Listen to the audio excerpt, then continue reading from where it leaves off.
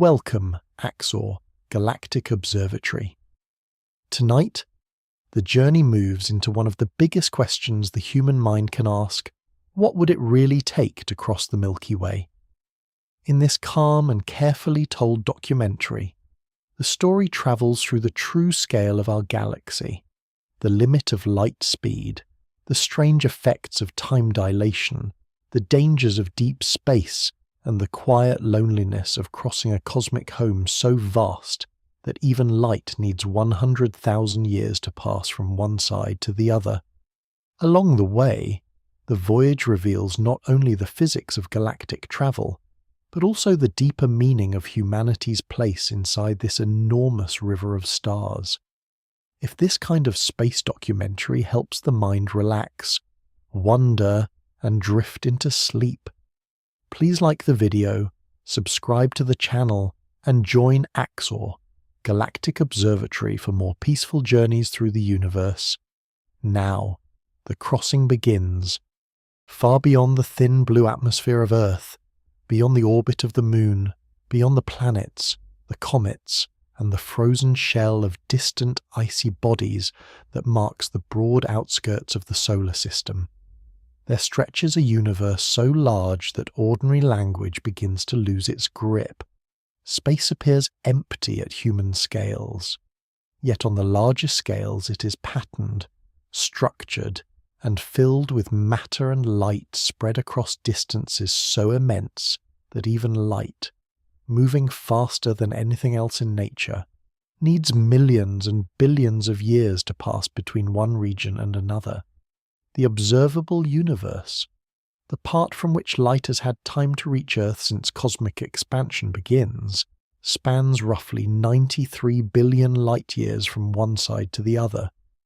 Within that vastness lie enormous filaments of galaxies, long strands and sheets of matter woven around great dark voids where few galaxies gather. These structures are not arranged at random. Over billions of years, gravity draws matter into larger and larger patterns, shaping a cosmic web in which galaxy clusters form at dense intersections, while emptier regions remain sparsely populated. It is within this web that the Milky Way takes its place, not as the center of anything, not as an especially dominant structure, but as one ordinary large galaxy among hundreds of billions, embedded in a hierarchy of larger and larger surroundings. This wider setting matters because the question of crossing the Milky Way seems enormous only until the mind steps back far enough to see what surrounds it. In the context of a planet, a galaxy is almost beyond imagination. In the context of the universe, even a galaxy becomes a local feature, a single island of stars in a sea crowded with other islands.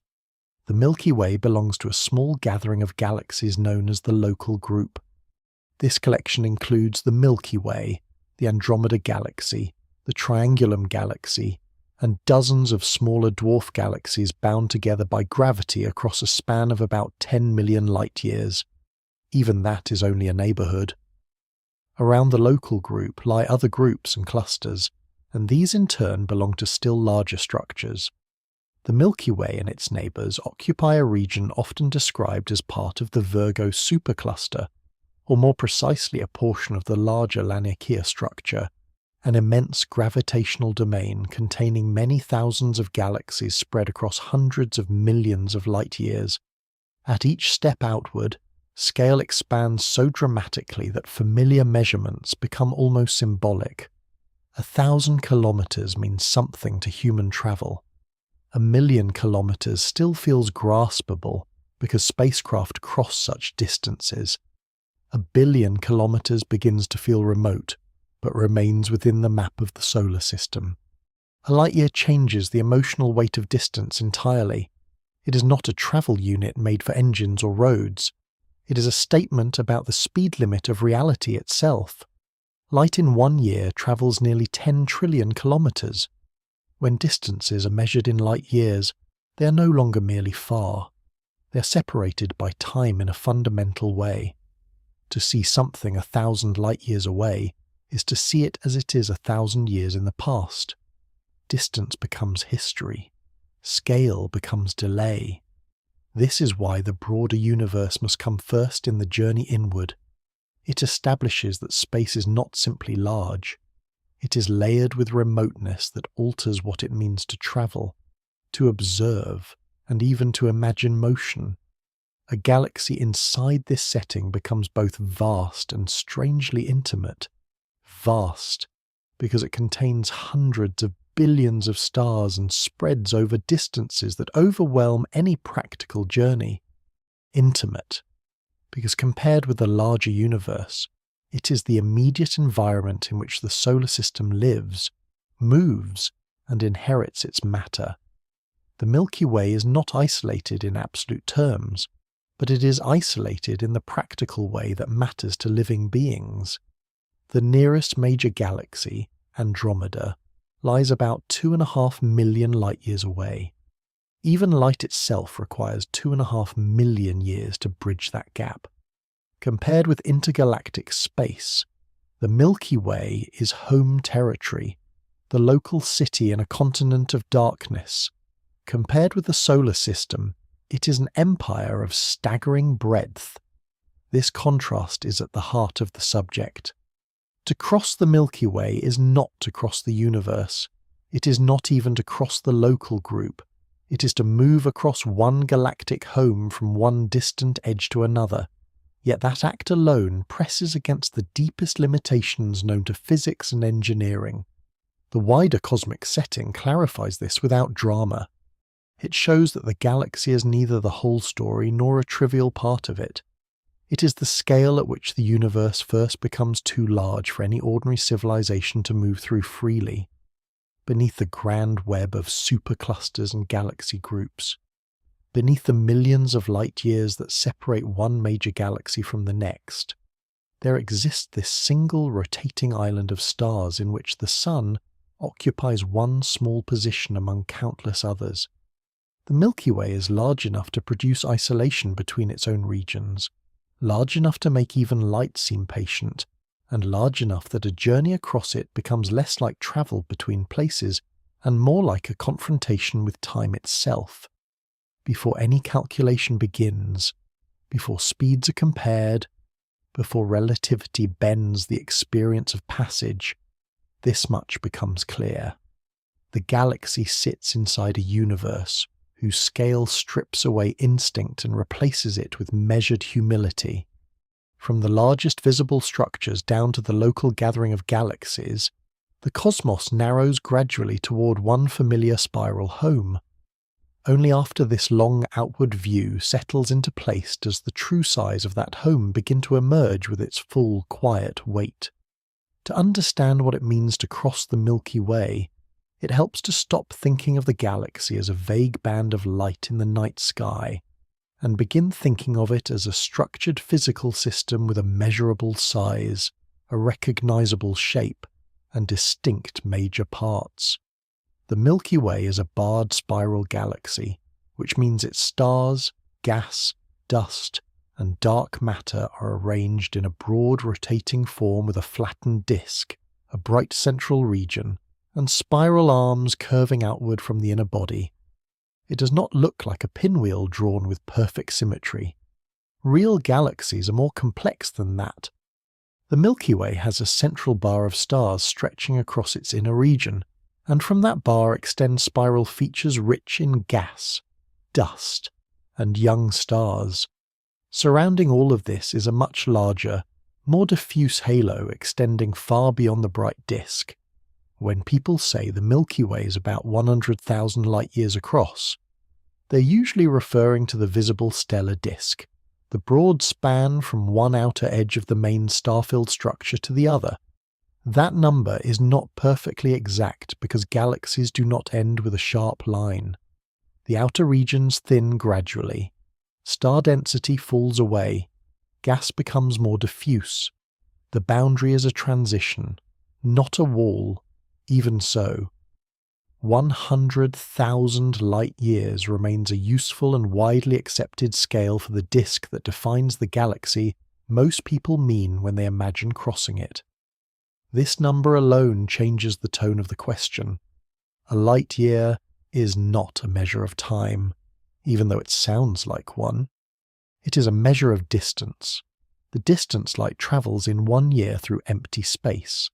Light moves at about 300,000 kilometers each second, which means in 1 year it covers nearly 10 trillion kilometers. A single light year already exceeds ordinary human intuition. 100,000 of them creates a span so large that it almost resists comparison. If a traveller could somehow move from one side of the Milky Way to the other at the speed of light, which no object with mass can do, that traveller would still require 100,000 years to complete the trip, as measured by an observer at rest relative to the galaxy. That is the basic scale hidden inside the Milky Way's shape. The galaxy is not merely wide, it is time-filled. Distance and duration are fused together by the finite speed at which anything can move or communicate. The disk itself is not uniformly thick. It has a thin disk and a thicker component, with most of the gas, dust, and younger stars concentrated close to the galactic plane. The thin disk contains many of the stars familiar to astronomers studying star formation, planetary systems, and nebulae. The thicker disk contains older stars moving in somewhat different orbits and extending farther above and below the galactic plane. This flattened structure is important because most of the journey across the Milky Way, in the simplest edge-to-edge sense, takes place through this extended stellar disk. It is like crossing a continent rather than a sphere. A direct path through the broadest diameter keeps the traveller within the main plane of the galaxy for most of the route. That means passing through changing neighbourhoods of stars, clouds, and spiral structure rather than moving through empty abstraction. Near the middle lies the central bulge, a denser, puffed-up concentration of stars surrounding the innermost regions.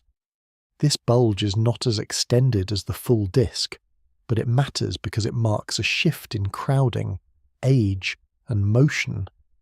The central bar runs through this inner zone and influences how stars and gas move there. Farther out, the spiral arms trace regions where gas gathers more strongly and where star formation becomes more common. They are not solid arms made of permanently fixed stars. They're better understood as long-lived patterns in the disk, regions where matter tends to bunch and brighten as it moves through. Between and around these brighter lanes lie other disk regions less crowded but still part of the same rotating structure. The Milky Way also has mass far beyond what can be seen directly.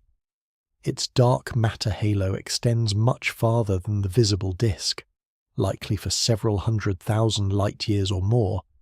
But when the practical question is how long it would take to cross the Milky Way, the most common answer remains tied to the visible structure of about 100,000 light-years, because that is the galaxy as seen in stars and gas, the home environment through which a meaningful crossing would be imagined.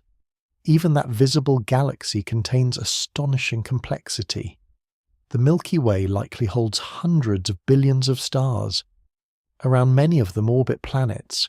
Between them drift clouds of hydrogen, helium, and heavier elements, along with dust grains, magnetic fields, cosmic rays, and the traces of ancient explosions. The whole system rotates, though not like a rigid wheel. Inner regions orbit faster than outer ones, and the Sun itself takes about 200 million years to complete one trip around the galactic centre. That means the solar system is not stationary within the Milky Way. It is always in motion, carried around the centre as part of the disk. So even defining one edge and the opposite edge is somewhat simplified. The galaxy is alive with motion. Stars orbit, gas flows, spiral patterns shift, small galaxies merge. Still, the broad diameter remains a meaningful measure because it captures the true magnitude of the space involved. Crossing the Milky Way is not like crossing a map.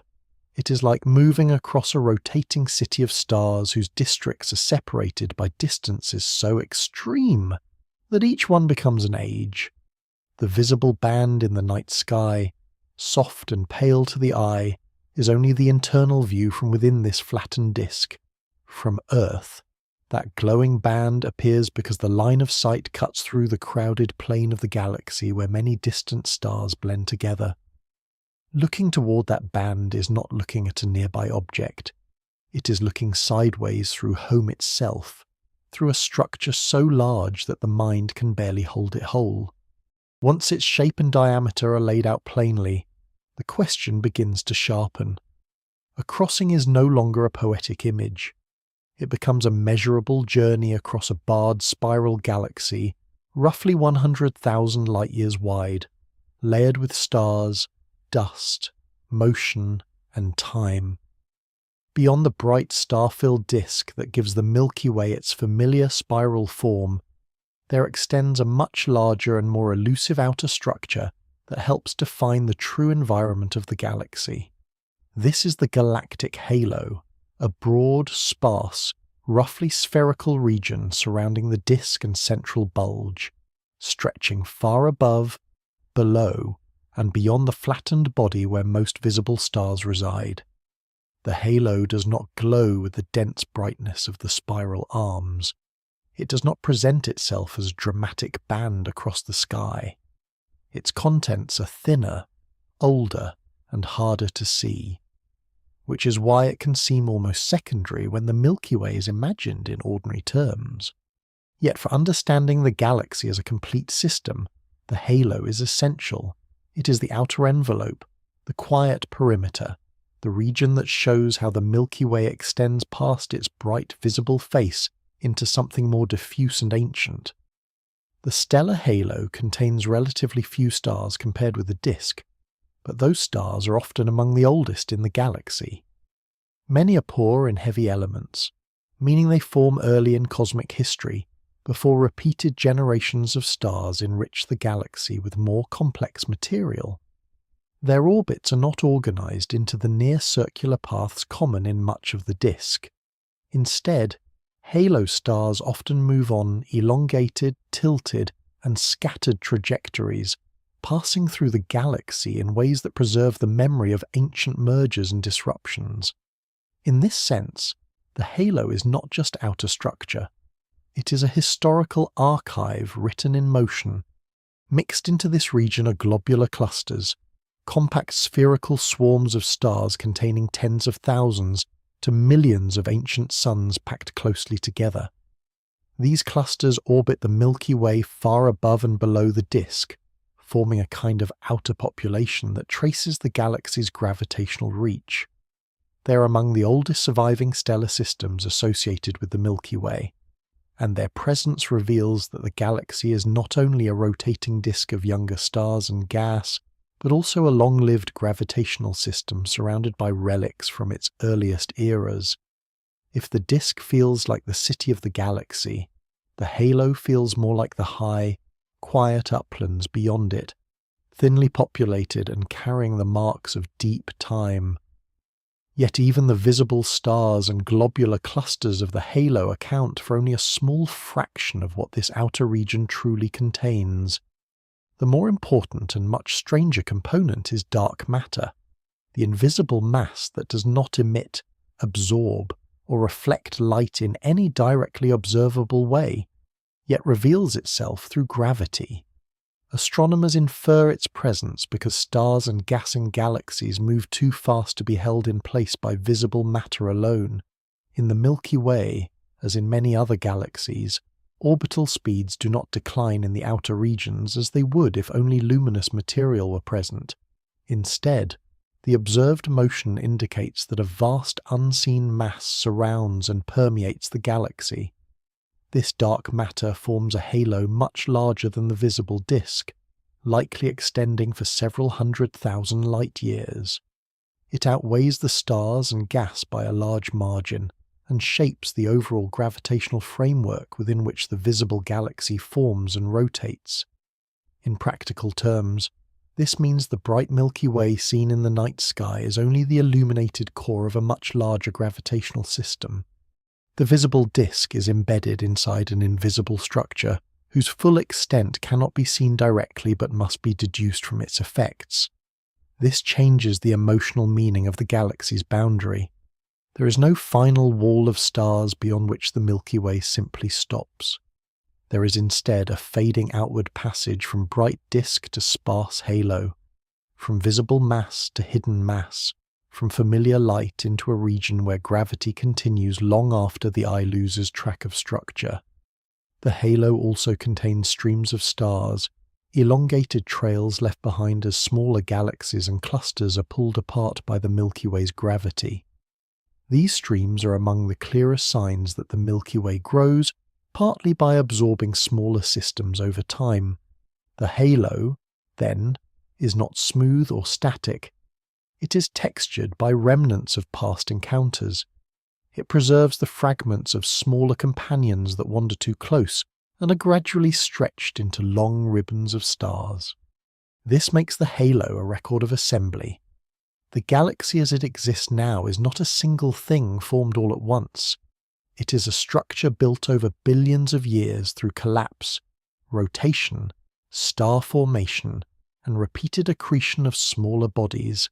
Seen this way, the quiet outer halo becomes the region where the Milky Way remembers how it becomes itself. For the imagined crossing of the galaxy, the halo introduces an important distinction. A common edge-to-edge journey usually refers to the visible disk, the 100,000 light-year span traced by the main body of stars. But beyond that disk lies a much greater realm, in which the galaxy still exists gravitationally, though not with the same crowded visible richness. A traveller beginning in the outermost halo would not begin amid dense star fields. The journey would begin in relative emptiness, with ancient stars scattered thinly, globular clusters hanging far from the galactic plane, and the bright disk visible at a distance like a flattened luminous continent suspended in darkness. This is the Milky Way's outer envelope, the first true galactic region before one reaches the more familiar lanes of stars. It is quiet, old and diffuse, yet immense. It reminds the mind that even before the crowded disk begins, the galaxy has already started. The halo is where the Milky Way becomes larger than its own light, where visible structure gives way to gravitational depth, and where the first inward step reveals that the galaxy's outskirts are not empty margins but a vast and ancient threshold. Inside the broad outer envelope of the halo, the visible body of the Milky Way begins to take shape as a flattened disk of stars, gas, and dust, and in its farthest regions this disk becomes quieter, thinner, and more widely spaced than the crowded zones closer to the centre. These outer disk regions do not have the bright density that often defines the popular image of the galaxy. They are not packed with thick star clouds at every turn, nor do they carry the same concentration of gas and star-forming activity seen in more active spiral arms. Instead, the outskirts of the disk feel stretched and gradual, a place where the galaxy extends into long distances with less urgency, where stars are more dispersed and the rhythm of the environment is calmer. This makes the outer disk a natural starting point for imagining a true crossing from edge to edge, because such a journey would most likely begin not in brightness, but in relative sparseness, at the point where the galaxy thins toward its margins, and the distinction between being inside the Milky Way and approaching its outskirts becomes subtle rather than abrupt. In these remote regions, the surface density of stars declines. The galaxy still contains many stars, but they are spread across such large volumes that the impression is one of separation rather than crowding. Between one stellar system and the next lie distances so vast that even in a populated galaxy, emptiness remains the dominant feature. This is one of the quiet truths of the Milky Way. A galaxy is not a solid body. It is not even a dense fog of suns. It is mostly space, with stars separated by enormous intervals and with clouds of gas and dust occupying only a fraction of the total volume. In the outer disk, That reality becomes especially clear. The disk remains present as a galactic plane, a preferred flat region in which stars orbit the centre, but it is a thinner population, a more delicate continuation of the main structure. The farther outward one goes, the more the galaxy seems to fade rather than end. This fading matters because it shapes the first leg of any imagined transit. A traveller crossing the Milky Way from one edge to the opposite edge would not immediately plunge through continuous brilliance. The early part of the route would move through a quieter borderland, one that already belongs fully to the galaxy, but lacks the intense visual density that comes farther inward. The stars here orbit the galactic centre more slowly than those in the inner disk, though the precise pattern is influenced by the distribution of visible matter and dark matter together. One full orbit in these outer regions can take hundreds of millions of years. That means even the local motion of the galaxy unfolds on timescales far beyond human history. The outer disk is not frozen, but its motion is measured in ages. Gas exists here as well, though often in lower densities than in the more active arms. There are clouds of hydrogen, traces of heavier elements, and diffuse material left over from earlier generations of stars. Some of this gas remains available for future star formation, but the conditions are generally less favourable than in denser inner zones. As a result, the outer disk often contains older stellar populations mixed with more limited patches of new activity. This gives the region a different character from the bright nurseries closer to the centre.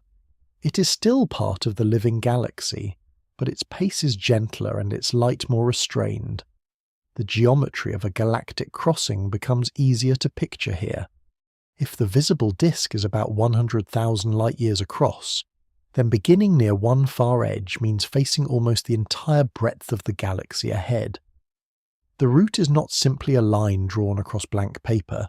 It is a path through a rotating, layered system in which different zones carry different densities, hazards, and histories. Yet from the outer disk, the essential scale becomes emotionally clear. The opposite side is not merely far away. It is so remote that even the central regions, though part of the same galaxy, belong almost to another age in terms of travel. Light from stars deep within the Milky Way may take tens of thousands of years to reach this outskirts region. A traveller here looking inward sees the rest of the galaxy not as it is now in a shared immediate present, but as a collection of past states arriving through delayed light. The outer disk, therefore, introduces the first deep form of galactic isolation. Even while remaining inside one single galaxy, different places are separated by times long enough to contain entire civilizations, climates, languages, and histories on a planet like Earth. This is what gives the Milky Way its strange combination of unity and separation.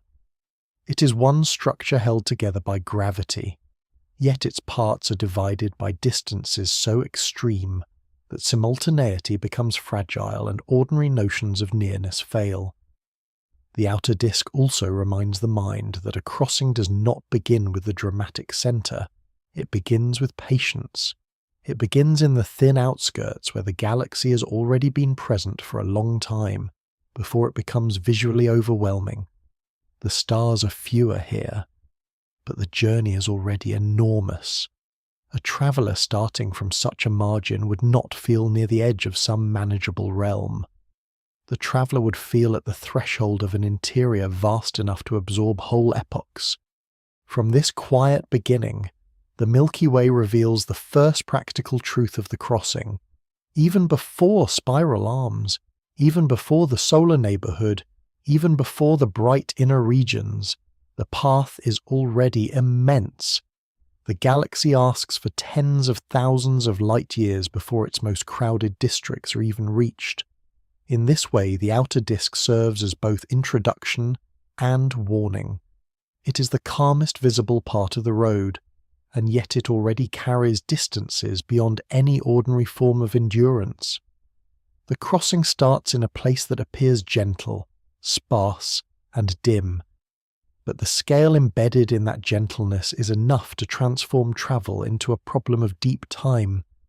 Moving inward from the quieter outskirts of the disk, the Milky Way begins to gather itself into brighter and more structured lanes known as spiral arms, and here the imagined crossing changes in character. The outer disk introduces scale through emptiness and distance, but the spiral arms introduce it through concentration, motion, and unevenness. These arms are among the most visually striking features of spiral galaxies, yet their true nature is more subtle than the simple image of fixed stellar bands wrapped around the galactic centre. A spiral arm is not best understood as a permanent row of the same stars travelling together like beads on a rotating wire. Instead, it is more like a large-scale pattern in the disk, a region where stars, gas and dust become more densely packed as they move through. In many models, the arm behaves as a density wave, a broad zone of compression that travels through the disk more slowly than the stars and gas themselves. Material enters the arm, becomes compressed, brightens through new star formation, and later moves on. This is one reason spiral arms shine so clearly. They are not only collections of stars, they are active environments where cold gas clouds can collapse, where massive new stars can ignite, and where short-lived bright blue stars help mark the arm with light before burning out on relatively brief cosmic timescales. For a traveller crossing the Milky Way, this means the galaxy is not evenly built. Some parts are relatively sparse, while others gather matter into long, luminous regions that change the texture of the route. Passing through a spiral arm would not mean entering a wall of stars packed tightly side by side. Even within an arm, the distances between stars remain enormous by human standards. But it would mean entering a richer environment, one with more gas clouds, more dust, more young stellar populations, and more signs of ongoing stellar birth and death.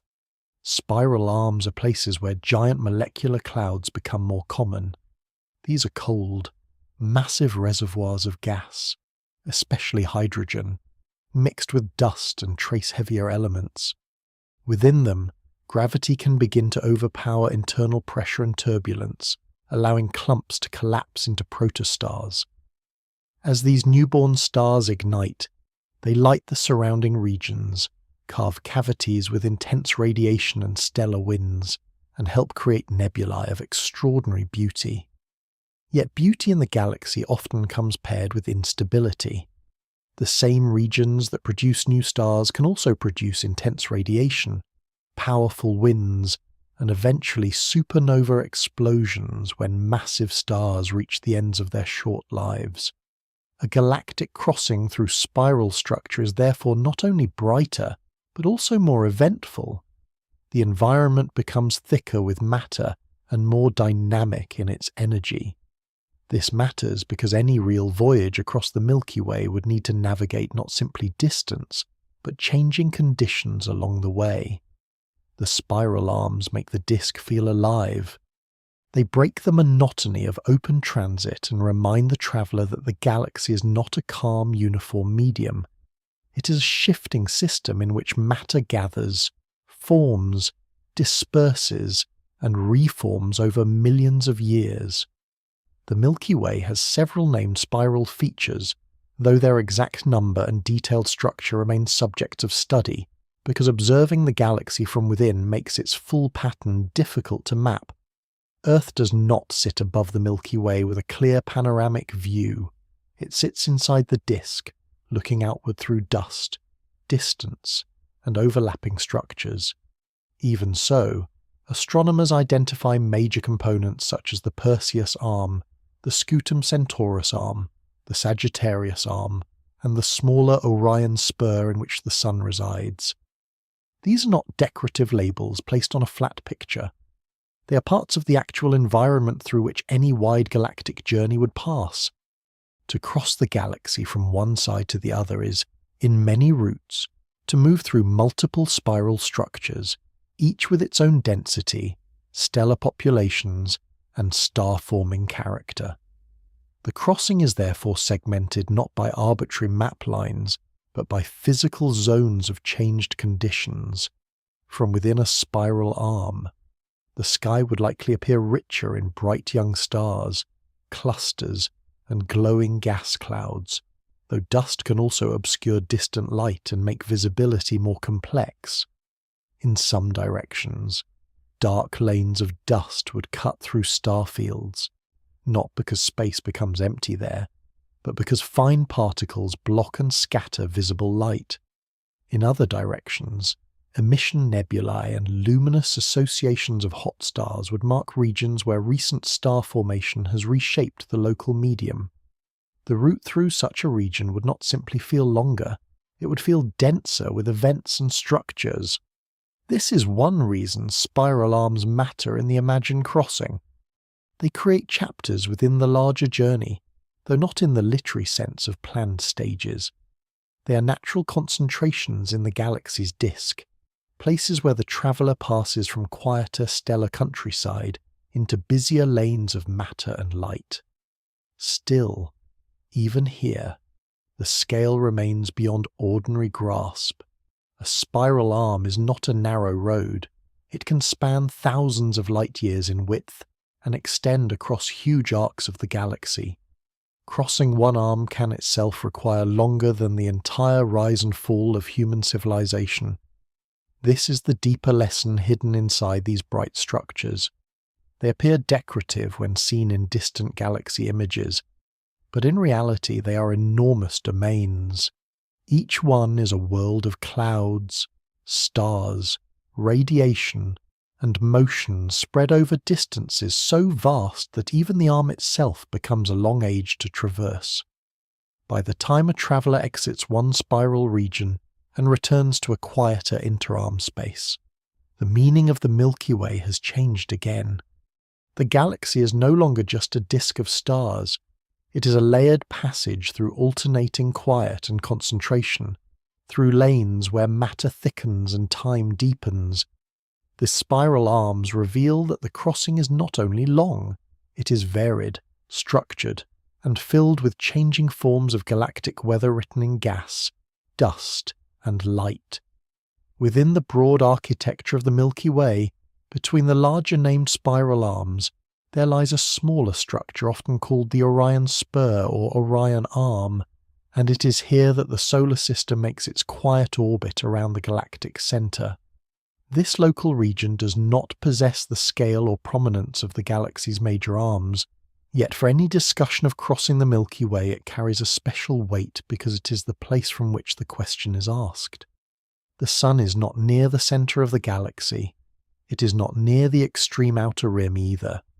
It resides in an intermediate part of the disk, about 26,000 light-years from the galactic centre, embedded in a relatively modest spur between larger spiral features. This location is significant not only astronomically, but also conceptually. It means the solar system lives neither in the most crowded and dangerous part of the galaxy, nor in the most remote and thinly populated outskirts. It occupies a quieter middle ground, a region that appears ordinary by galactic standards yet proves unusually favourable for long-term stability. The local stellar density around the Sun is not especially high. Neighbouring stars exist, but they're far enough apart that close gravitational disturbances to planetary systems are relatively rare on short timescales. In denser regions, such as near the galactic centre or inside compact stellar clusters, stars pass closer together more often, increasing the chances of orbital disruption, stronger radiation exposure, or environmental instability for planetary systems. In the solar neighbourhood, such dangers are reduced. This does not make the region perfectly safe. Supernovae have occurred in the broader galactic past. Interstellar clouds drift through the disk, and the solar system itself moves through changing local conditions over immense spans of time. Yet compared with much of the Milky Way, this neighbourhood is calm. It contains enough heavy elements, inherited from earlier generations of stars, to allow rocky planets and complex chemistry to form. but it is not so crowded or violently active that long biological histories become impossible.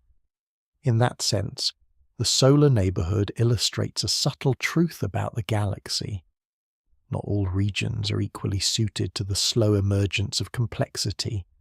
The Milky Way is one system, but it contains a wide range of local environments, from intense star-forming regions to older and quieter domains. The Sun's location happens to be in one of the quieter lanes. The neighbourhood itself consists of stars of many ages and types, interstellar gas of varying density, and the faint local traces of the larger structures passing through the disk. The Sun is sometimes described as residing inside the local bubble, a region of relatively hot, low-density gas that may be the remnant of ancient supernova activity. This detail adds depth to the picture. Even a calm neighbourhood has a history of turbulence. The apparent gentleness of the present often rests on older violence that has already passed. Around the Sun lie other nearby stars, some single, some in multiple systems, along with known planetary systems, brown dwarfs, and small drifting clouds of interstellar matter. Nothing about this region is empty, yet its scale remains dominated by separation. Even the nearest star system beyond the Sun, Alpha Centauri, lies more than 4 light-years away. On human scales, that distance is already nearly inconceivable.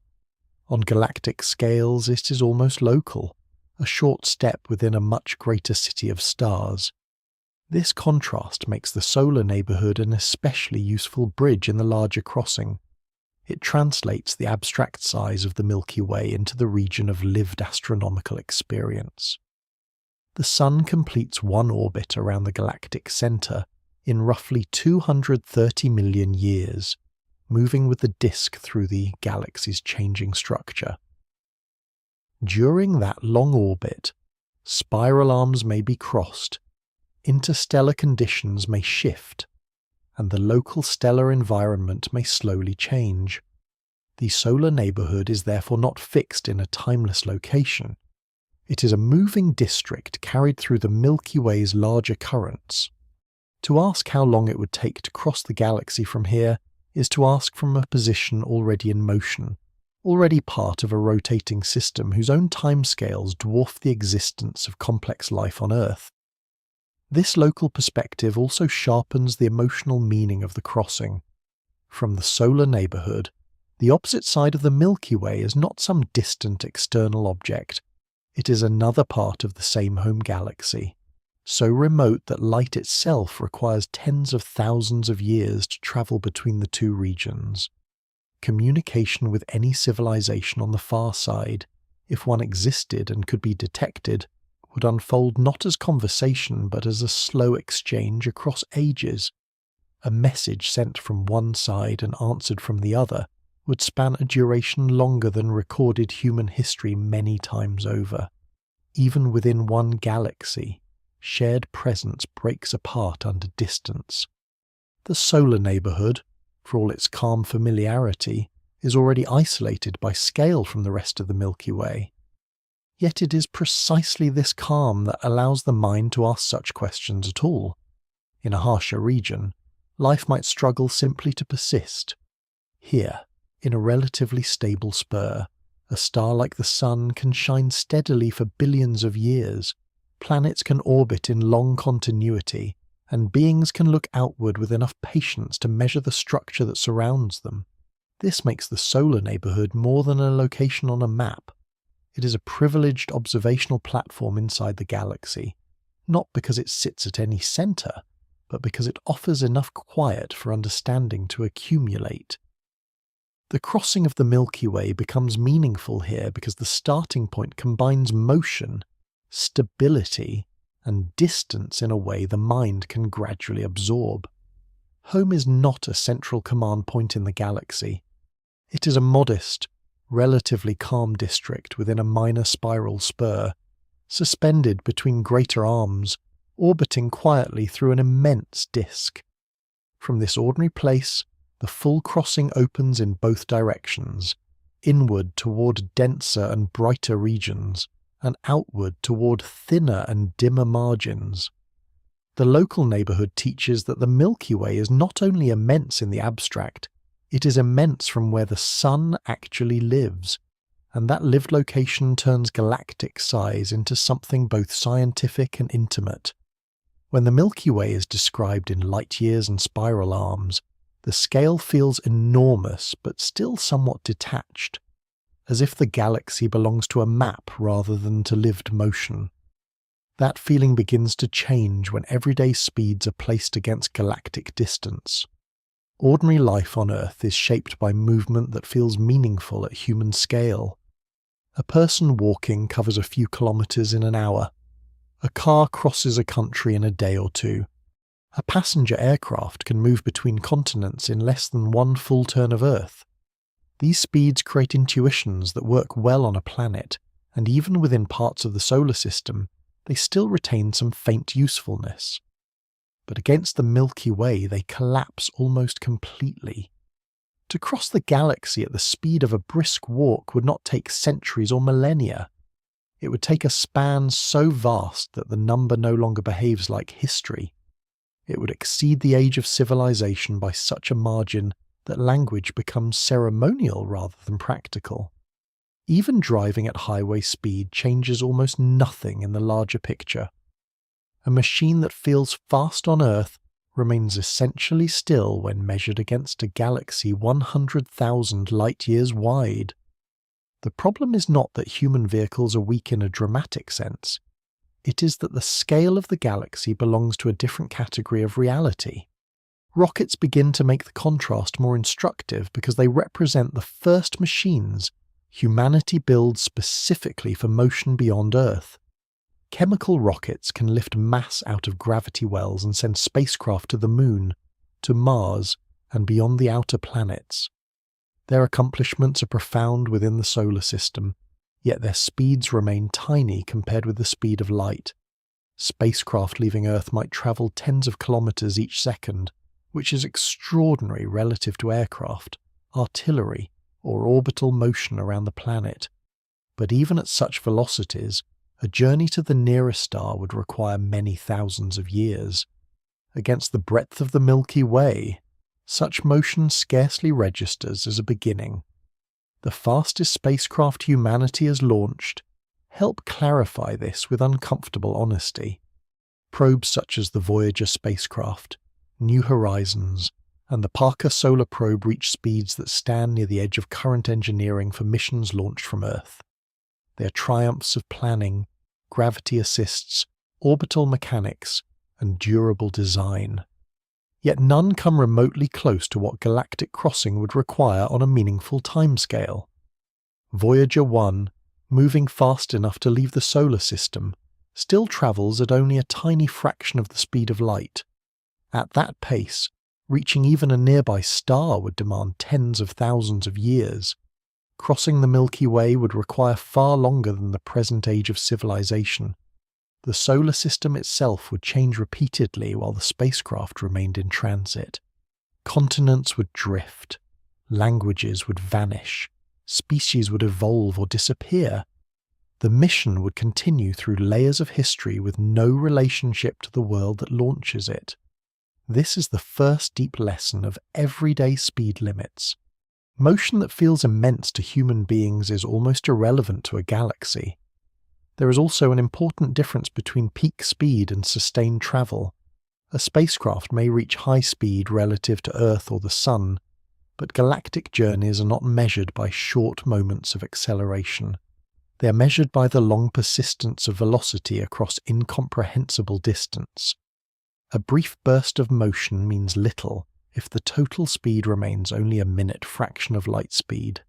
Even in the emptiness between stars, there are practical difficulties in maintaining direction, power, communication, and structural integrity over thousands or millions of years. A crossing is therefore not simply about going fast once. It is about existing as a functioning vehicle across durations longer than civilizations. Everyday movement offers no preparation for that. Even within the solar system, time already starts to stretch. Light from the Sun reaches Earth in about 8 minutes, and reaches the outer planets only after hours. Radio signals to distant spacecraft may take many hours for a round trip. These are still local timescales compared with the galaxy, but they begin to loosen the bond between action and response. In the Milky Way, that bond breaks much more completely. At ordinary engineered speeds, the galaxy ceases to behave like a place one can cross and begins to behave like a condition one inhabits. The route becomes not a trip but a lineage of endurance. Generations would be born and die before even the smallest meaningful fraction of the distance had been covered. This is why comparisons to walking, driving, flying, or even present-day spaceflight remain useful despite their apparent inadequacy. They perform a kind of mental subtraction. One by one they remove the speeds that belong to instinct. Walking is impossible. Driving is absurd. Flying is negligible. Chemical rocketry is heroic and yet still wholly insufficient. Even the finest robotic achievements of the space age remain local when held against galactic dimensions. The Milky Way does not merely demand faster machines, it demands a change in the scale of thought. Everyday speed is the realm of weather, roads, and schedules. Galactic distance belongs to physics, epochs, and survival across deep time. By setting common motion beside the breadth of the galaxy, the crossing ceases to sound like an ambitious voyage and begins to reveal its true form. It is not simply far, it is far beyond the regime where ordinary travel concepts remain intact. This does not make the question meaningless, it makes it sharper.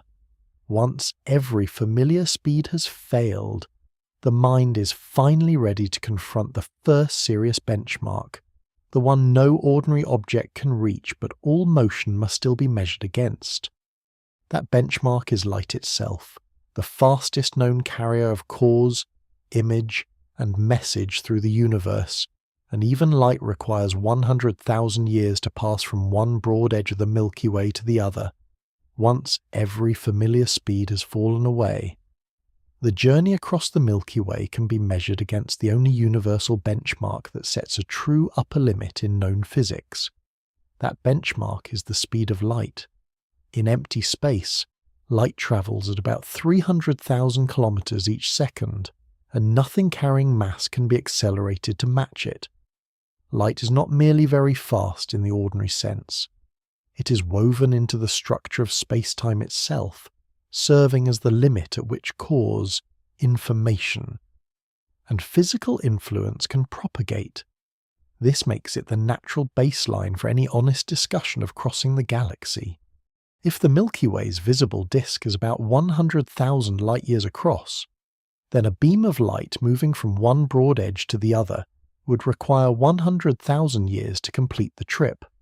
That number is the absolute floor for a straightforward crossing of the visible galaxy.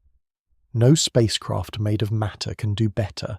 No engine can reduce that minimum to a shorter external duration while staying within ordinary known physics. The importance of this baseline is not only technical, it changes the emotional meaning of the galaxy once again. A galaxy 100,000 light-years wide is not simply a broad arrangement of stars. It is a structure so large that even nature's fastest messenger needs a span longer than all of recorded human civilization many times over just to pass across it. This is the point at which the Milky Way stops behaving like a destination and begins behaving like a duration. The light speed baseline has to be understood from the perspective of an outside observer who remains at rest relative to the broad galactic frame being used for the calculation. In that frame, 1 light-year is defined precisely as the distance light covers in 1 year. So 100,000 light-years means 100,000 years for light itself. The simplicity of this relation is almost severe. There is no hidden shortcut inside the number. If the route is 100,000 light-years long, and if the traveller were somehow moving at light speed, then 100,000 years would pass for the external frame. This gives a clean lower bound, the most optimistic external answer possible without introducing speculative ideas beyond established physics. Yet even this pure baseline carries complications because the Milky Way is not a ruler laid flat in absolute stillness. Stars orbit the center, the Sun moves through its local region, spiral structure shifts, and the galaxy itself interacts gravitationally with nearby galaxies. Still, these motions do not erase the usefulness of the light speed limit. They alter details of route and relative position, but they do not change the central fact that galactic distances are large enough to make light require ages. In practice, any real object travelling below light speed would take longer, often vastly longer, depending on how close it could come to that limit and how long it could sustain such velocity. The baseline also reveals an often overlooked truth about observation. The Milky Way already appears to Earth through delayed light. Looking toward the galactic center is not looking at its present state in any immediate shared sense. The light from that region takes tens of thousands of years to arrive. Looking across the galaxy is therefore always an act of seeing into the past. A crossing at light speed would mirror this condition in motion. The traveller would not only require 100,000 years to go from edge to edge in the external frame, the traveller would also be moving through a structure whose different parts are never seen all at once in a single present. Distance and delay are built into the galaxy's very visibility. This makes the baseline more than a speed calculation. It is a statement about the nature of galactic existence. Even perfect communication at the fastest possible speed would still unfold as history, not conversation. A signal sent from one side of the Milky Way to the other and returned would require about 200,000 years for a round trip. The reply would come back to a different world, perhaps to different species, perhaps to ruins, perhaps to nothing recognizable at all.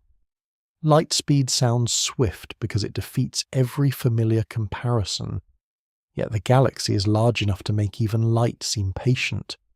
This is why the light speed baseline has such philosophical force.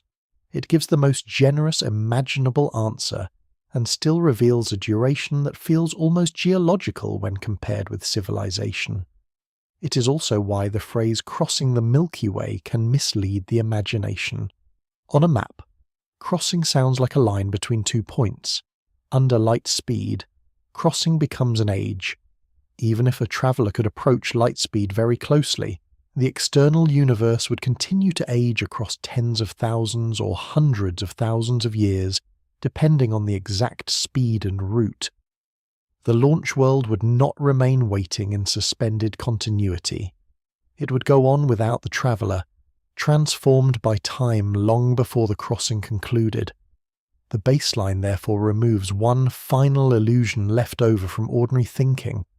It shows that the challenge is not only how to move fast enough, it is how to understand a journey whose minimum duration, in the outside frame, already exceeds the lifespan of civilizations.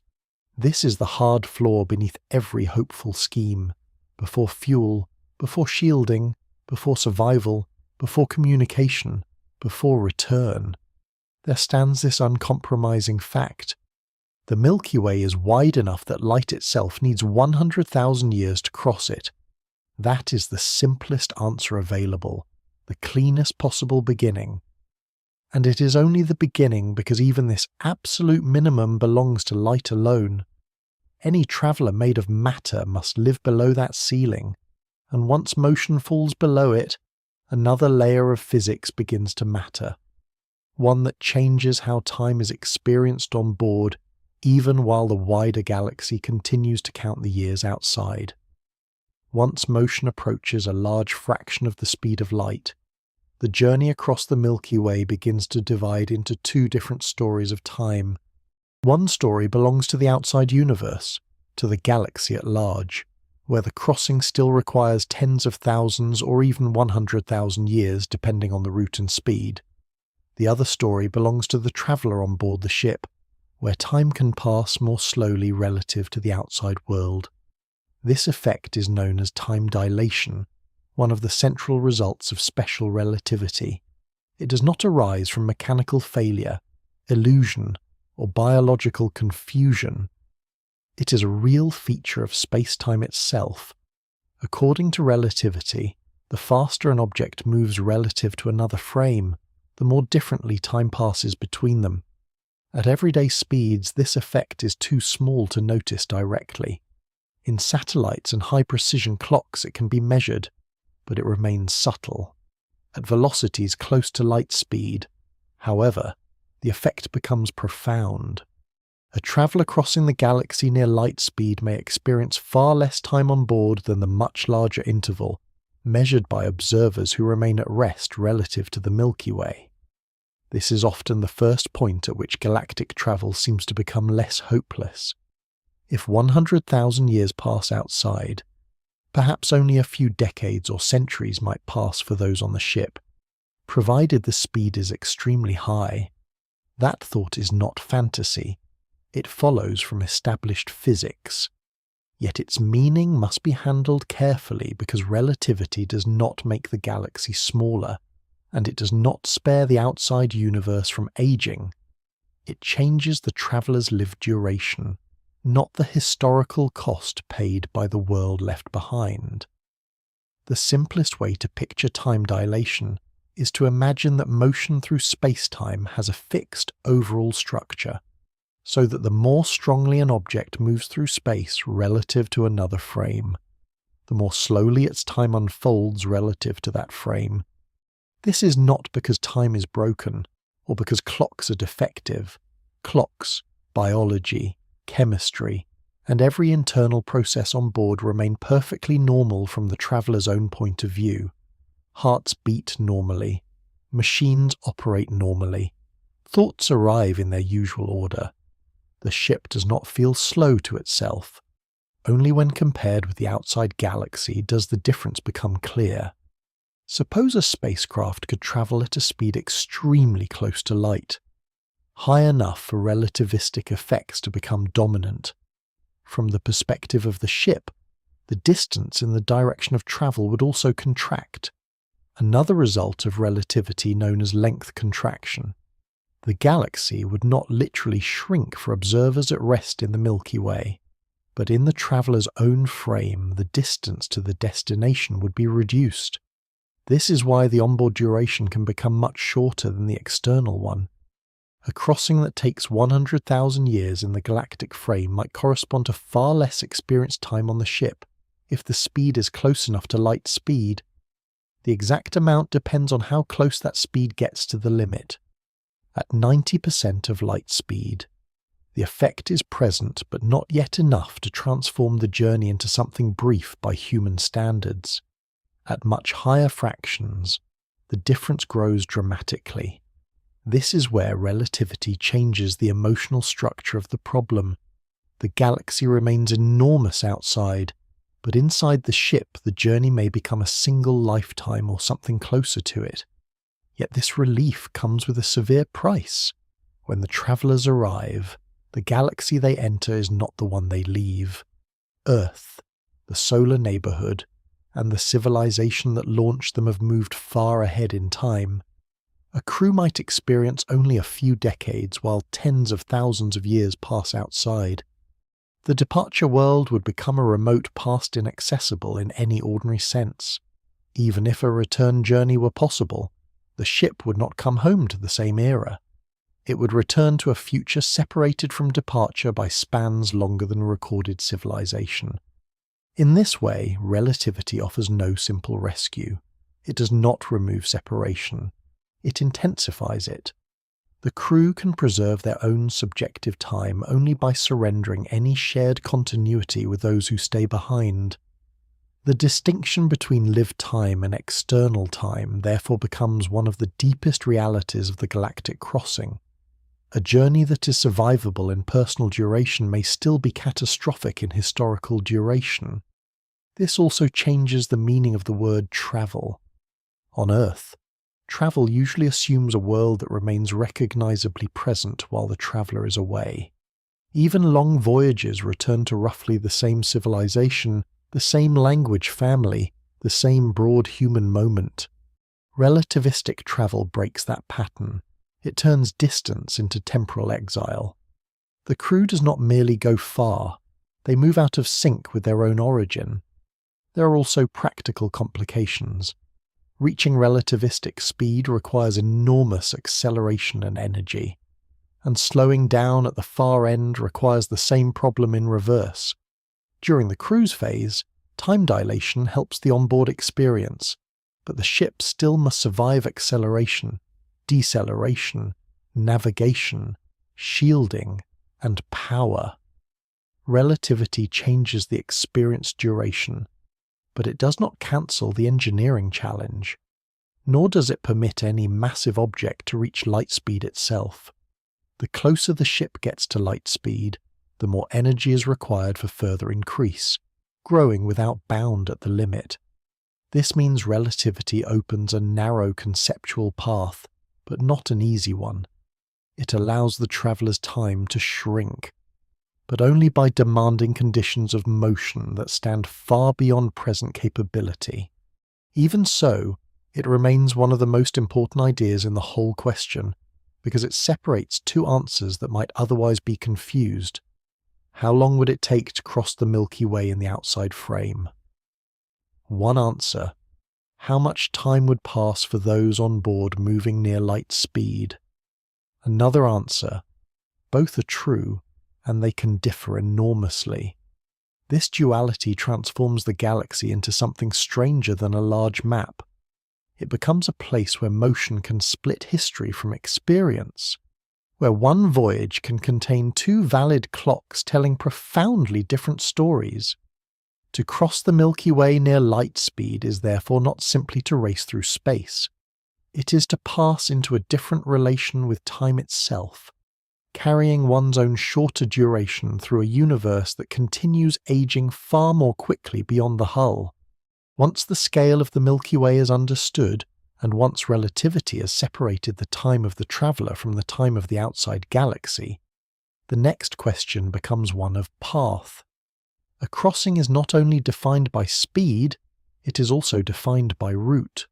The Milky Way is not a blank distance in which every line is equivalent. It is a structured galaxy with denser and thinner regions, with a crowded inner bulge, with spiral arms rich in gas and young stars, with quieter inter-arm spaces, and with an active central environment surrounding the supermassive black hole known as Sagittarius A star.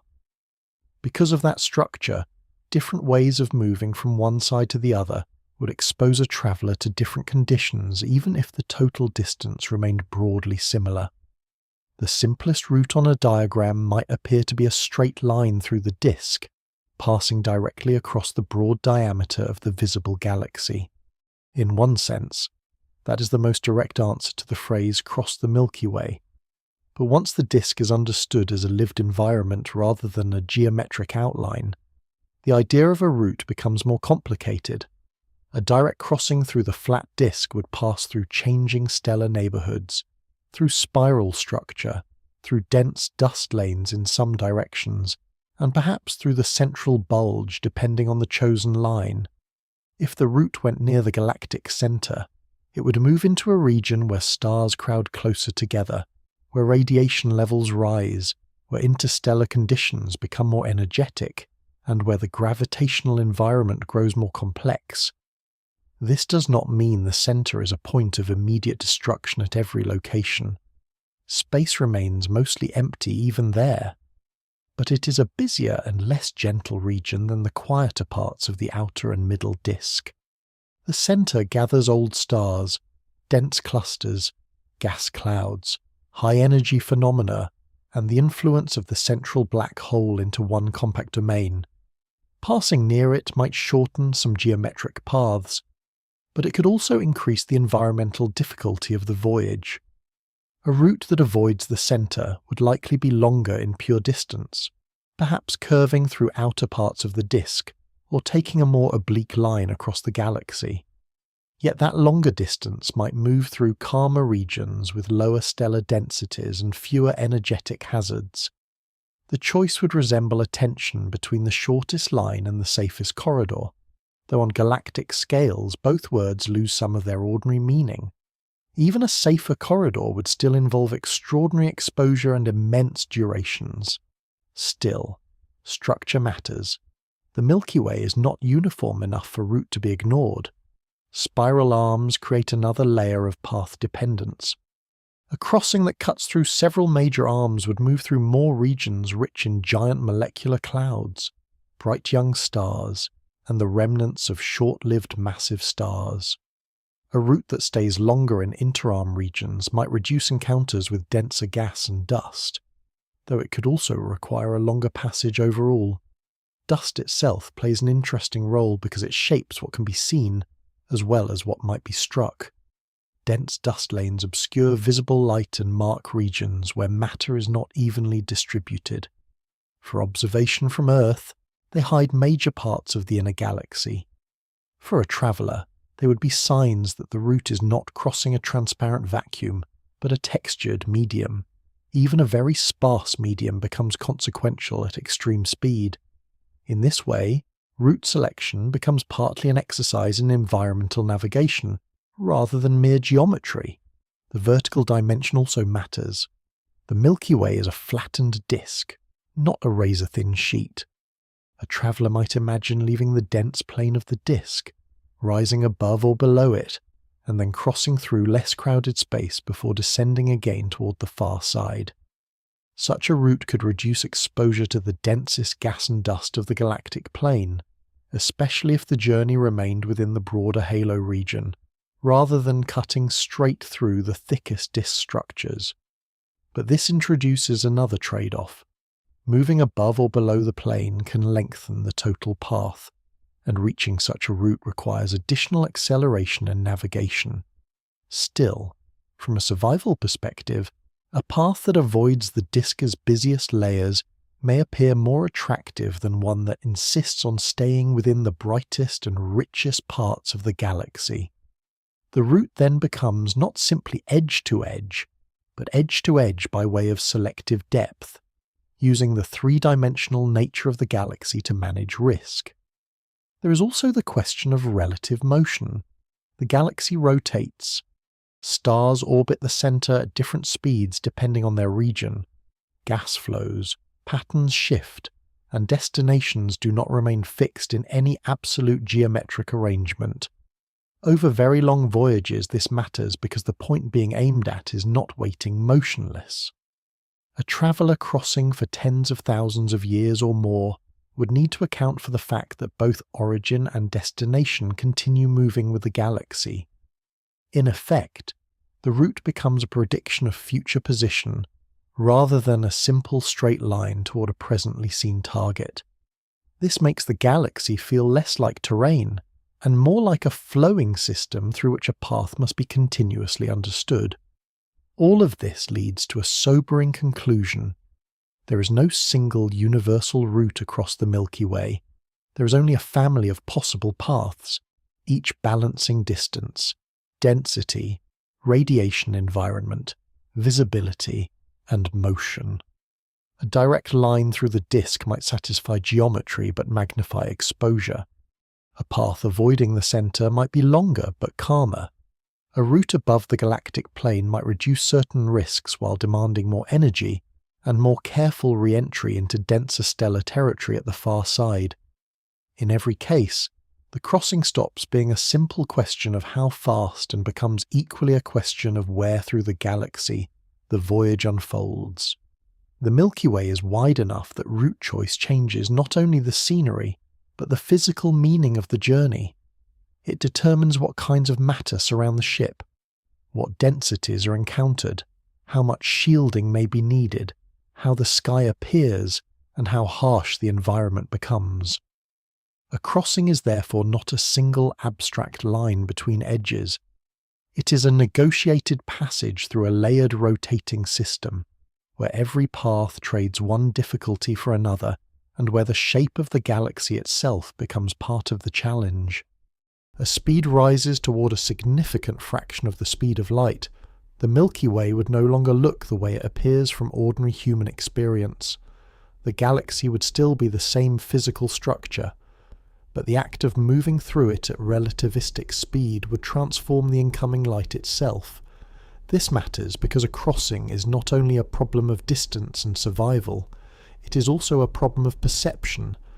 What the traveller sees would change with velocity, and those changes would not be minor distortions. They would alter brightness, colour, direction, and the apparent arrangement of the sky in ways that follow directly from relativity.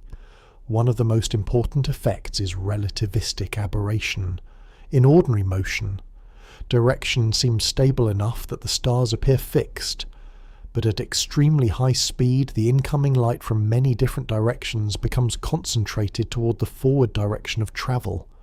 The sky ahead would appear compressed, as if much of the visible universe were being pulled inward toward a bright central region in front of the ship. The sky behind would seem to spread out and dim, with light shifted away from the traveller's forward attention. This would make the voyage feel visually narrower than the true galaxy around it. Space would not become smaller in an absolute sense, but the field of visible light would become strongly directional, focused into the path ahead. A second major effect is the Doppler shift of light. When a source of light is approached at high speed, its wavelengths are compressed, shifting toward shorter wavelengths. Visible light can move toward the blue and then beyond it into ultraviolet, X-ray, or even higher energy ranges depending on the speed. When a source is receding relative to the traveller, the reverse happens. Its light is stretched toward longer wavelengths, shifting through red and then into infrared and radio. During a relativistic galactic crossing, this means the stars and nebulae ahead would not simply appear where they normally do. Their light would be altered in colour and energy. Regions ahead might brighten and shift toward harsher wavelengths, while regions behind would fade and redden. The night sky, so familiar from Earth, would no longer be a calm mixture of steady stellar colours. It would become an organised distortion of the galaxy's light by motion itself. This is not only an aesthetic effect, it has practical consequences because light shifted into high-energy bands can add to the radiation challenge faced by the ship. What appears visually blue in everyday language can, at more extreme relativistic speeds, correspond to incoming photons boosted into dangerous energies. The galaxy ahead would therefore become not just a view, but an exposure. Even faint starlight and background radiation could become more intense in the forward direction. Relativistic beaming adds another layer to this transformation. Light from the forward direction becomes concentrated, making sources ahead appear brighter than they would at rest. Light from behind becomes more diffuse and dimmer. As a result, the ship would seem to travel toward a brightened tunnel of compressed stars while the rearward sky falls away into comparative darkness. This would create a profound asymmetry in the visual experience of the crossing. The galaxy would no longer surround the traveller with equal presence. It would gather itself into the path of motion and abandon much of its visual richness behind, within the Milky Way. This means that spiral arms, dense star fields, and bright nebulae in the forward route might appear increasingly concentrated and luminous, while the rest of the disk recedes into a stretched and reddened background. The sense of flying through a broad galactic landscape would be replaced by something more severe and forward-driven. The ship would feel as though it were pointed into a cone of intensified universe. There is also the matter of timescale in what is seen. Because light from distant regions already takes thousands or tens of thousands of years to reach the traveller, the view ahead would always be a view into the past of those regions. At relativistic speed, that past would not simply arrive faster in a casual sense. The traveller's changing position and frame would alter how signals are received, but the galaxy would still not be encountered in a shared present. Different parts of the Milky Way would appear with different age delays depending on their distance and orientation. The crossing would therefore not produce a single living snapshot of the galaxy. It would produce a moving collage of delayed light, distorted by speed and direction. Dust and gas would also shape the view. In quieter regions, the concentrated forward sky might reveal dense knots of stars, but in dusty lanes much of the visible light could be blocked or scattered. Infrared and other wavelengths would become especially important for seeing through obscured parts of the disk.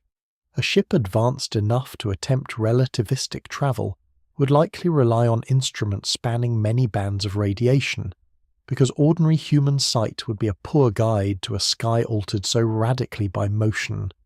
In that sense, the crossing would be visually rich but not visually comfortable. The galaxy would not present itself in the soft patterns known from long exposure images or naked eye observations on Earth. It would appear as a physically transformed stream of information whose appearance depends as much on the ship's speed as on the Milky Way itself. This reveals a deeper truth about the journey.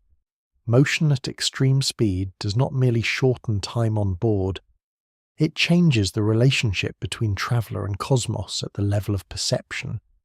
The galaxy is not passively waiting to be looked at. It is optically reshaped by the act of approaching it so quickly. A traveller moving across the Milky Way near light speed would therefore inhabit a strange visual world, one in which the stars ahead intensify, colours shift, the sky contracts into the direction of travel, and the familiar balance of darkness and starlight is replaced by a new geometry imposed by relativity. The crossing would not only feel long, dangerous, and isolating, it would look unlike anything ordinary life prepares the mind to expect. Even the act of seeing would become part of the physics of the voyage. After distance, route, and relativistic perception, the crossing of the Milky Way meets a difficulty more severe than appearances alone can convey. That difficulty is energy. To move any object requires energy, but to move a spacecraft to a significant fraction of the speed of light requires amounts so large that ordinary engineering language begins to feel inadequate. The problem is not only that the ship must go fast, it is that every increase in speed demands more energy, and as velocity approaches light speed, the required energy rises enormously. This is one of the clearest places where galactic travel ceases to resemble an adventurous extension of present spaceflight and becomes a confrontation with the deepest physical costs of motion. Chemical propulsion, which serves rockets launched from Earth, cannot come close to what is needed. Chemical reactions release energy from rearranging electrons in molecules, and while this is powerful enough for orbit, lunar missions, and interplanetary travel, it is profoundly insufficient for relativistic flight. The energy per unit mass is too low, and the required fuel would grow to absurd proportions long before the desired speeds were reached. Even nuclear fission, which draws energy from changes inside atomic nuclei, offers far greater power density than chemical fuel, but still appears limited for a mission that aims to cross the galaxy in any personally survivable time. Nuclear fusion improves the picture further because it can convert a somewhat larger fraction of mass into energy, and in principle it offers one of the more serious known paths toward very high velocity propulsion. Yet even fusion sits inside a harsh arithmetic. A spacecraft needs not only energy for forward acceleration, but also for carrying its own support systems, shielding, structure, navigation, and whatever mass must survive the journey. If it plans to slow down at the far side, it must either carry additional means of deceleration or rely on external conditions that may not exist. This creates the famous mass problem of rocketry. Fuel is needed to move the ship, but fuel itself has mass, so more fuel requires still more fuel to accelerate it. At relativistic ambitions, this feedback becomes devastating. One proposed way around this is to avoid carrying as much reaction mass by using external power. Concepts such as light sails imagine a spacecraft driven by intense beams, perhaps lasers, pushing on a large reflective sail. In this model, the energy source remains at the point of departure, allowing the ship to be lighter. For interstellar probes, such ideas have received serious study, especially for very small payloads. But scaling them to a crewed or heavily shielded vessel capable of crossing major fractions of the Milky Way introduces extraordinary challenges. The sail must survive the beam, remain stable over immense distances, and somehow also deal with slowing down. A ship accelerated outward by an external beam may have no easy way to decelerate once the beam is gone. That means propulsion is not only about reaching speed, it is about controlling the full arc of the voyage. Matter-antimatter annihilation is sometimes described as the most energy-dense propulsion concept allowed by known physics, because when matter and antimatter meet, their mass can be converted into radiation with extraordinary efficiency. In principle, this offers a remarkable route to high energy output. In practice, antimatter is extremely difficult to produce, store, and manage. The quantities required for a major relativistic mission would be staggering, and the storage problem alone is severe because antimatter cannot touch ordinary matter without releasing its energy immediately. Even if such storage became possible, turning that energy into controlled thrust while preserving the ship would remain a formidable task. More speculative ideas, such as warp drives or traversable wormholes, appear in theoretical discussions because they seem to offer escape from the tyranny of relativistic travel by altering space-time itself rather than accelerating a ship through it in the ordinary way. But these ideas remain deeply uncertain and, in many forms, depend on exotic conditions or forms of matter not known to exist in usable form. They therefore do not yet provide an engineering answer. Within established physics, the crossing of the Milky Way still belongs to propulsion systems that must pay the energetic cost of high velocity honestly. That cost is immense even before the journey is lived. There is another quiet layer to the energy problem. A ship moving through the galaxy is not only fighting inertia at the start, it must also preserve function over enormous time. Power is needed for life support, thermal control, computation, shielding systems, repairs, and communication. Even a robotic craft needs long-duration energy reliability. A crewed vessel would need far more. Energy, then, is not merely launch power. It is the sustaining budget of the whole mission. The ship becomes a moving settlement of physics, carrying not only momentum but continuity. In that sense, propulsion and survival cannot be separated. The engine is not just what starts the crossing, it is what defines whether the crossing remains a physical process or becomes a failed gesture drifting into darkness. This is why energy changes the tone of the whole problem. Distance can be stated cleanly, time dilation can be described elegantly, route can be chosen conceptually. But propulsion forces the crossing back into material terms. How much mass can be moved? How much energy can be released? How much waste heat can be handled? How much shielding can still be accelerated? Every answer multiplies into another constraint. The Milky Way reveals itself here not only as a wide place but as an expensive one. To cross it at speeds that matter to live time would require not just better engines, but a civilization capable of commanding energy at scales far beyond current practice. It would require control over power sources so concentrated and so sustained that the boundary between spacecraft engineering and planetary industry would begin to blur. A true galactic mission would not be a larger version of a present rocket launch. It would be the expression of a civilization reorganized around the possibility of moving matter across deep time at near light speed. This is the cost hidden behind every hopeful calculation. The galaxy can, in principle, be crossed by matter moving below light speed, but the closer that matter comes to a humanly meaningful journey time, the more the energy bill rises into realms that challenge imagination as much as the distance itself. The crossing is therefore not only a matter of whether physics permits motion, it is a matter of whether any civilization can afford, sustain, and survive the price of that motion once the full energy of the attempt is counted. Even if the energy problem was solved and a ship could be driven to extraordinary speed, the crossing of the Milky Way would still face a danger built into the very medium through which it moves. Interstellar space is often described as empty, and in one sense that is true. Compared with any atmosphere, ocean, or planetary surface, it is astonishingly sparse. Yet sparse does not mean harmless, especially at relativistic speed. The space between stars contains gas, dust, magnetic fields, and charged particles.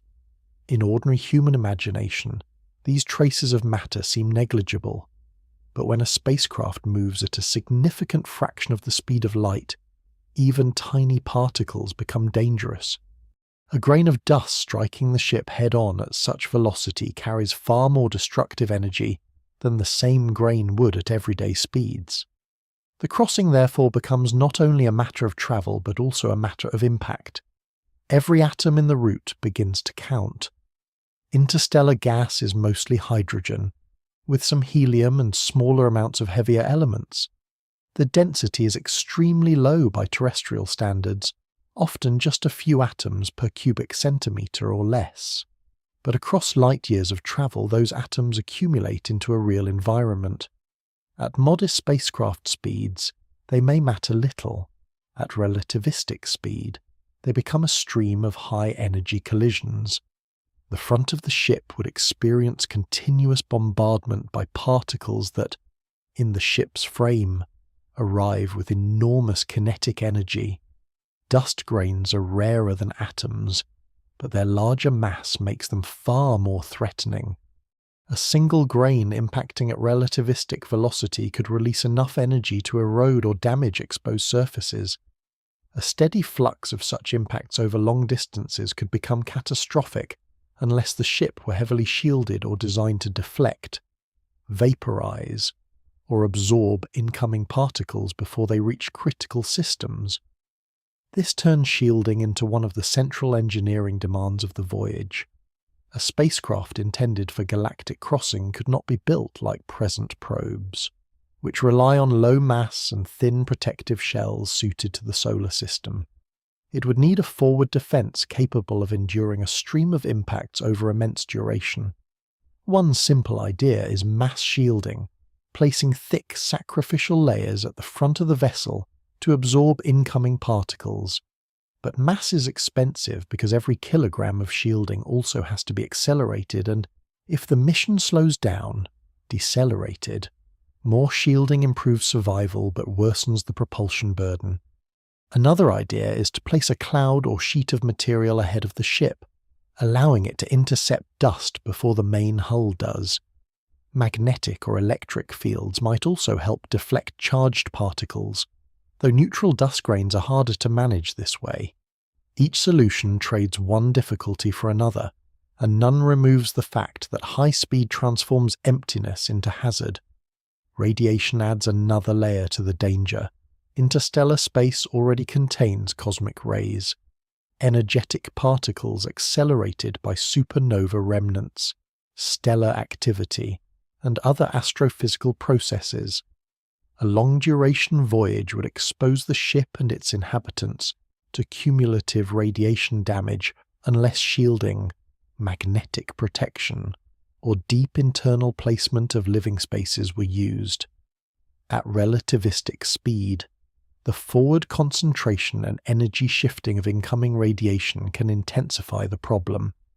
Light and particles from the direction of travel are not merely encountered.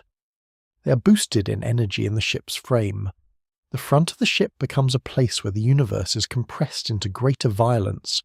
Over time, this could damage electronics, degrade materials, and raise cancer or mutation risks for biological passengers, unless extraordinary protective measures are in place. Yet shielding against radiation usually demands mass, and once again mass pushes back against propulsion. There is no isolated solution. The ship becomes a balance of compromises among speed, shielding, energy, and survivable exposure. Acceleration itself is also a survival problem. A spacecraft does not simply appear at relativistic velocity. It must speed up, and if arrival is meant to be meaningful rather than a high-speed flyby, it must also slow down. If acceleration is too strong, it can injure or kill living passengers. Human bodies tolerate only limited sustained acceleration comfortably. A mission intended for long habitation would therefore likely accelerate gently, perhaps at levels comparable to gravity or lower, over extended periods. This makes the acceleration phase itself very long, though such steady thrust would have the advantage of creating artificial gravity-like conditions on board. Still, a long acceleration must be matched by a long deceleration if the ship is to stop near its destination. The voyage is thus divided not simply into motion and arrival, but into prolonged phases of speeding up, cruising, and slowing down, each with its own energetic and structural demands. The systems of the ship must survive not a single trial, but a chain of them. Deceleration may be even more psychologically significant than acceleration, because it confirms that the ship is not only leaving one world, but truly entering another. Yet from an engineering view it doubles the challenge. To arrive safely, the mission must solve the problem of stopping just as honestly as it solves the problem of going. There is also the slow violence of time. Materials fatigue, microscopic damage accumulates, electronics suffer from radiation, cooling systems may fail, seals degrade, small errors in navigation compound across enormous distances if left uncorrected. A voyage across the Milky Way is not only a battle against one dramatic event, it is a test of resistance against countless small assaults, each one survivable alone, yet together potentially fatal. This is why the emptiness of interstellar space is misleading. It is empty enough to make ordinary travel notions fail, but not empty enough to leave a fast-moving ship untouched. The traveller crosses not a void without content, but a medium thinly filled with enough matter and energy to become dangerous when velocity magnifies every encounter. The farther and faster the voyage, the more that thinness hardens into consequence. In this sense, the crossing of the Milky Way is not blocked only by distance. It is blocked by the fact that survival must be maintained against a stream of tiny realities over spans so great that no present vehicle has ever been asked to endure them. The ship must be not only fast and powerful, but resilient in a way far beyond current experience. It must treat dust as a weapon, gas as abrasion, radiation as climate, and acceleration as a long physical negotiation with the body.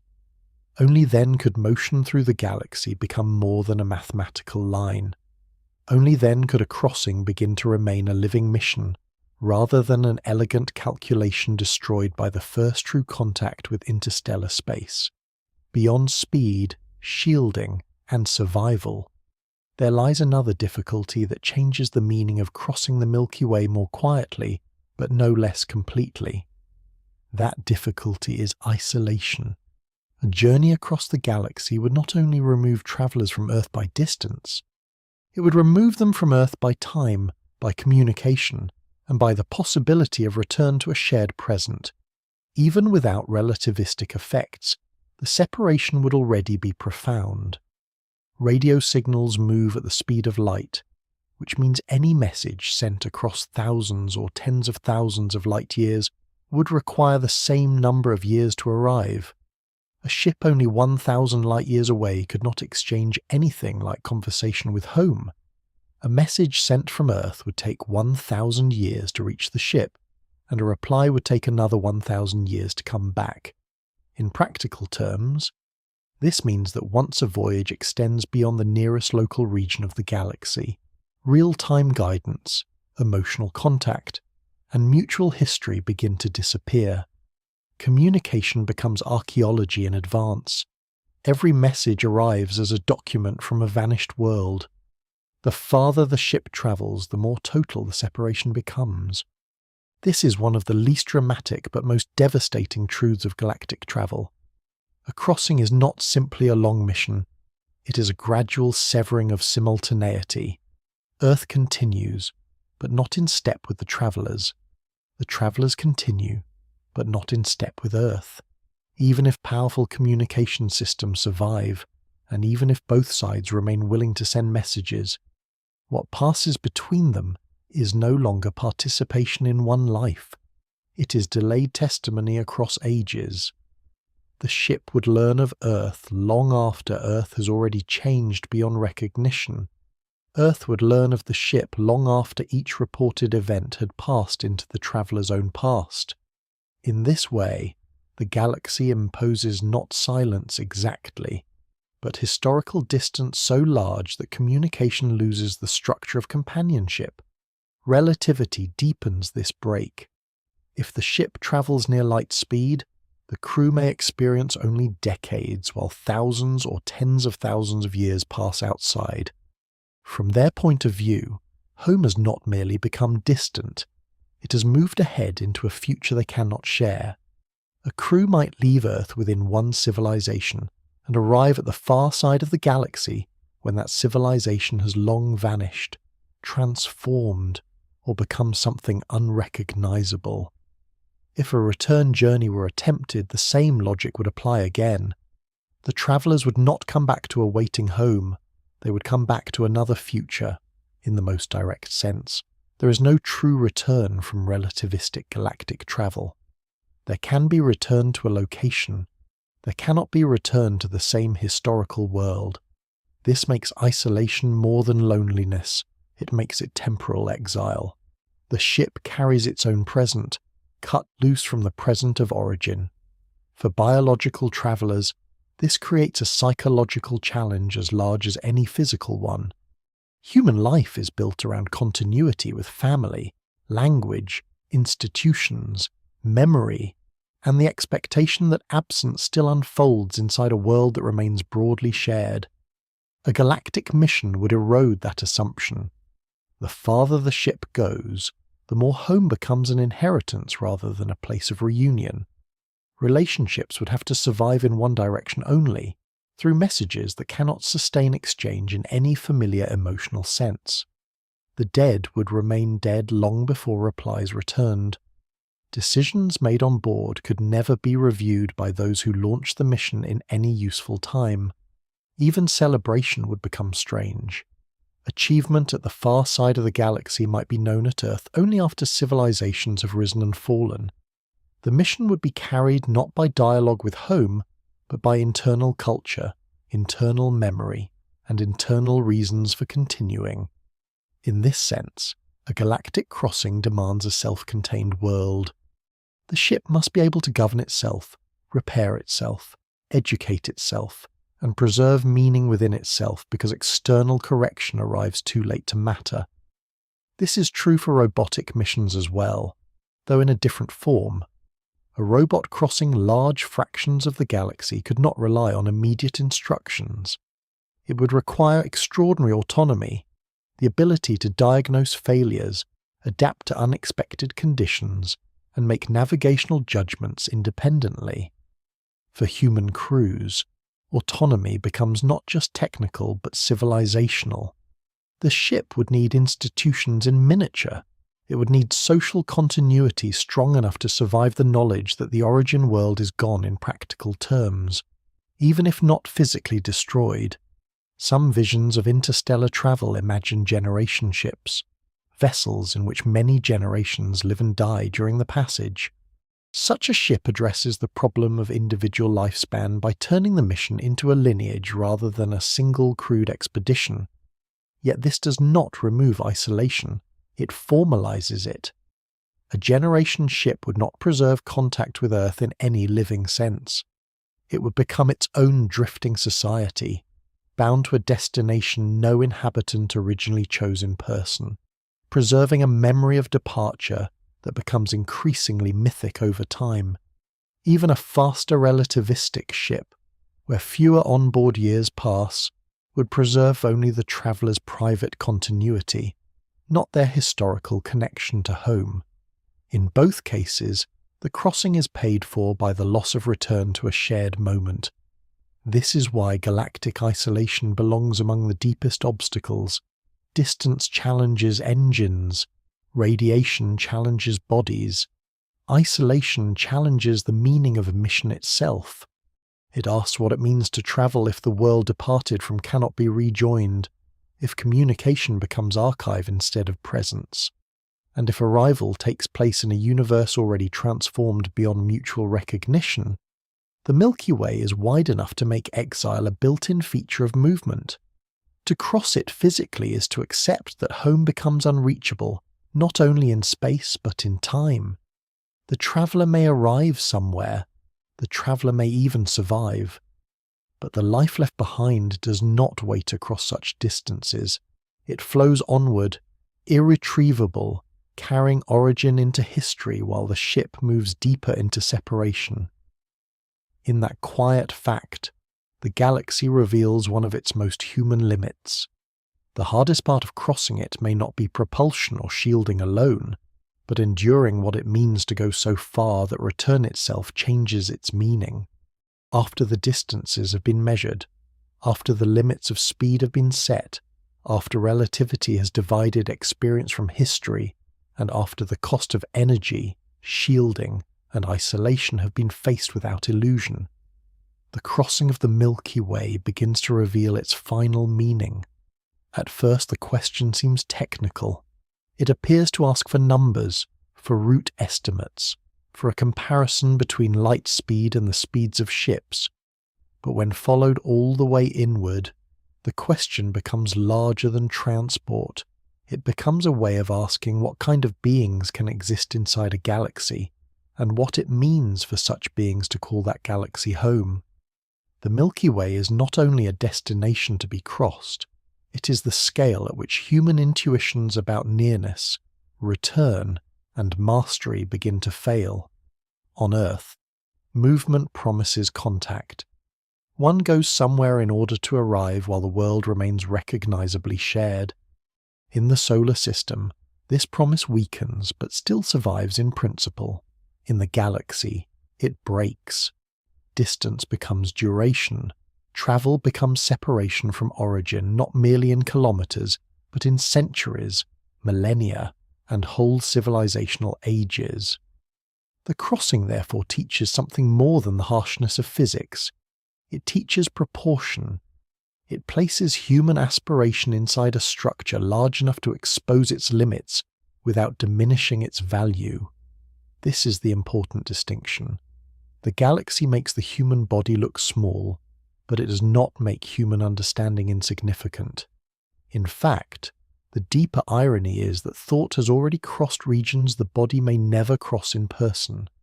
Through observation, mathematics, spectroscopy, radio astronomy, gravitational modeling, and patient inference, the mind has assembled a picture of the Milky Way far beyond the reach of any spacecraft yet built.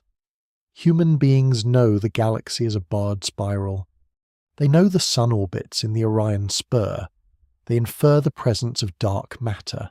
They map gas clouds, globular clusters, star-forming regions, magnetic fields, and the central black hole. This knowledge remains incomplete, yet it shows that there are more than one way to cross a thing.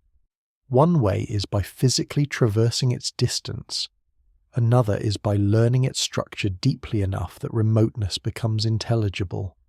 In this sense, the Milky Way has already been crossed in fragments by light entering telescopes and by minds learning to connect those fragments into a coherent whole. That achievement does not replace the dream of travel. It clarifies it.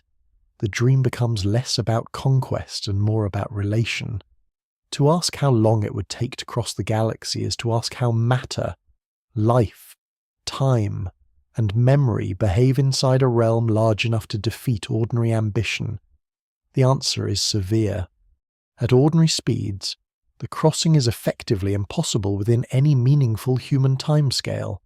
At light speed, which matter cannot reach, the journey still takes 100,000 years in the galactic frame.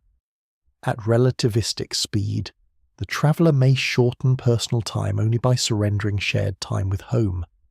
Energy rises to extraordinary demands, dust becomes danger, radiation becomes climate, communication becomes delayed history, return becomes return only to a place, not to the same era. None of this forbids the journey in an absolute sense. Physics does not say that no object can ever cross the Milky Way. Stars themselves orbit through it. Matter drifts through it. Light passes through it. Perhaps one day machines or even living crews will move across larger fractions of it than now seem imaginable. But if that happens, the crossing will not be a triumphant extension of ordinary travel. It will be a transformation in what civilization is prepared to become. A species capable of doing it would need not only powerful engines, but patience measured in ages, social structures able to survive delayed contact, and a willingness to redefine arrival, home, and success. That is why the deeper meaning of the Milky Way as cosmic home matters so much. Home is often imagined as the place one leaves behind. At galactic scale, home may also be the structure one never truly leaves, because every destination inside the Milky Way remains another district of the same vast system. To cross it is not to depart the galaxy. It is to move from one region of home to another so distant that they can scarcely share the same present. The galaxy is therefore both house and horizon. It shelters the solar system, and at the same time it places most of its own rooms beyond practical reach. This creates a quiet and beautiful tension. Human beings belong to a realm much larger than their bodies can comfortably traverse, yet not larger than their curiosity can enter. The crossing question finally leads to humility, not defeat. It shows that the Milky Way is wide enough to resist possession, but knowable enough to invite reverence. It reveals that civilizations may be local, not because they lack courage, but because nature has written deep time into the architecture of galaxies, and it suggests that meaning need not depend on physically standing everywhere one can imagine. There is grandeur in learning a home too large to walk through. There is dignity in measuring a structure that exceeds the scale of ordinary life. If one day travellers do cross the Milky Way, they will do so carrying not only technology, but this understanding that the journey is not simply outward motion. It is an encounter with the terms on which the universe allows connection. Until then, the Milky Way remains both unreachable and intimately present, a luminous band in the sky, and a rotating city of stars in which the solar system keeps its quiet orbit. To ask how long it would take to cross it is to learn that the galaxy is not merely far, it is the place where human longing meets physical law and discovers that, although the body may remain local, the mind has already begun the passage. The Milky Way grows quiet again when the numbers are allowed to settle. What first appears as a question of engines and distance slowly becomes a question of scale, patience, and belonging. The galaxy remains immense, layered with stars, dust, halo, and dark, unseen mass. Yet it also becomes more familiar after being traced from its wider setting to the inward meaning of its crossing. Light needs 100,000 years to pass across the visible disk. Matter must do more than light.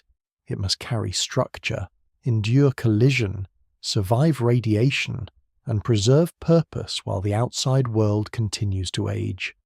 Even the most generous paths through physics do not erase the depth of that challenge.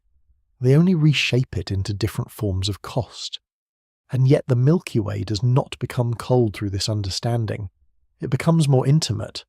The solar system rests within one calm district of a much larger home, orbiting quietly while the galaxy turns on timescales longer than memory.